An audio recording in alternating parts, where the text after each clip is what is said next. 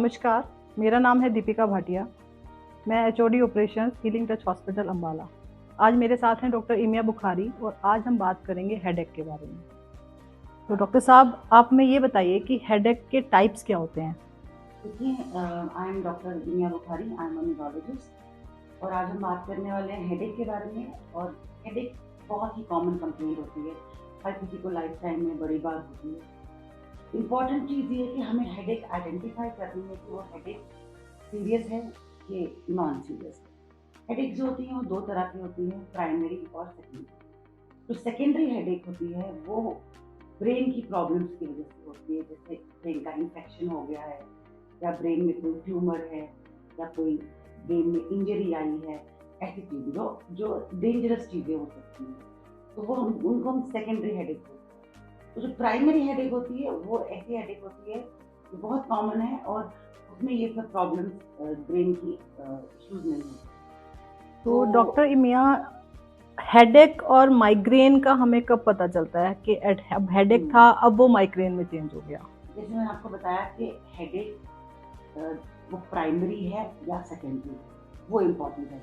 तो जिस माइग्रेन की आप बात करते हैं जो बहुत कॉमन है, स्पेशली फीमेल्स में बहुत कॉमन है, वर्ल्ड वाइड प्रेवलेंस की 10 to 15% है, तो उस केस में हमको जो माइग्रेन है वो प्राइमरी हेडेक के अंदर आता है, जिसमें कोई अंडरलाइन ब्रेन की एबनॉर्मेलिटी नहीं होती है, कोई सीरियस प्रॉब्लम नहीं होती है। तो माइग्रेन जो होता है उसके टिपिकल सिम्टम्स होते हैं, जैसे कि जब आपको हेडेक होती है तो या तो वो सर के एक साइड पे होगी, साथ में नोजिया होगा, वॉमिटिंग होगी, फोटोफोबिया मतलब रोशनी से तकलीफ होना, फोनोफोबिया जैसे शोर से तकलीफ होना या ज़्यादा मूवमेंट करने से एग्जैजरेट हो जाए, तो ये सब सिम्टम्स होते हैं टिपिकल माइग्रेन के। और ये कुछ लोगों को 4 घंटे रहती है, कुछ 4 घंटे से ऊपर रहती है, कभी 3 दिन रहती है और ये बहुत डिबिलिटेटिंग होती है, पेशेंट को बहुत तकलीफ होती है, इरिटेट करती है। और जब तक एक चेंज ना हो, it can bring a lot of depression also in the patient.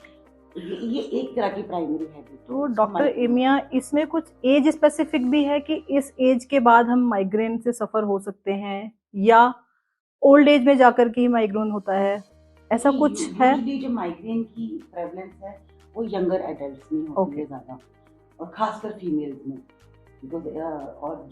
और अगर ज़्यादा एल्डरली पेशेंट है और उनको अगर हेडेक्स हो रही हैं जो न्यू ऑनसेट है, मतलब जो नई हुई हैं, तो वो एक डेंजरस भी हो सकता है एल्डरली में।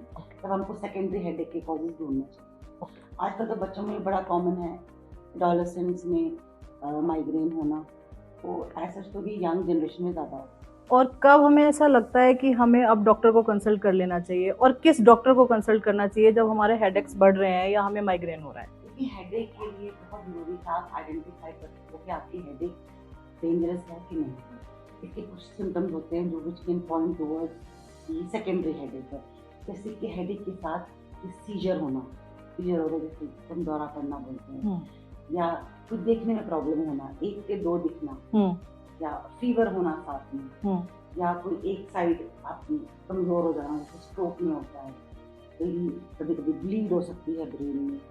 तो और ये सिम्टम्स अगर आपको साथ में हैं तो आपको सोचना चाहिए कि नहीं, you need proper evaluation and proper treatment. Then you must go and visit your neurologist और न्यूरोफिजिशियन फॉर इवैल्यूएटिंग हेडेक का कॉज। क्या जो घर में नॉर्मली हमें हेडेक होता है उसकी कोई ड्यूरेशन है कि इतने दिन का हेडेक था तो हमें न्यूरोलॉजिस्ट के पास जाना चाहिए, या 1-2 दिन का हेडेक है उसको ऐसे इग्नोर कर देना चाहिए? देखिए, हेडेक जो होते हैं ना, प्राइमरी हेडेक में भी ड्यूरेशन डिफरेंट होती है सब हेडेक की। जैसे माइग्रेन की हेडेक होती है वो 4 घंटे से ज़्यादा रहती है, 3 दिन रहती है। फिर टेंशन टाइप हेडेक होती है जो 2 या 3 घंटे रहती है। फिर शॉर्ट हेडेक भी होते हैं जिनको हम सांसना कहते हैं, जिनको टैक्स कहते हैं, ट्राइजेमिनल ऑटोनोमिक एफियाइडिया, वो बहुत शॉर्ट ड्यूरेशन के होते हैं। तो वो तो क्लिनिकली एक न्यूरोफिजिशियन आपको बता सकता है कि आपको किस टाइप की हेडेक। किसी भी हेडेक को हमें, कोई भी हेडेक जो रिसेंट ऑनसेट हो, जो अभी शुरू हुई हो, बहुत सिवियर हो और परसिस्टेंटली प्रेजेंट है, आपको ज़रूरी है कि आप अपना कंसल्ट करवाएं, कंसल्ट करें, ब्रेन इमेजिंग करवाएं, देखें कोई प्रॉब्लम तो नहीं है सेकेंडरी हेडेक। तो हेडेक को कभी लाइटली नहीं लेना चाहिए। हेडेक को लाइट।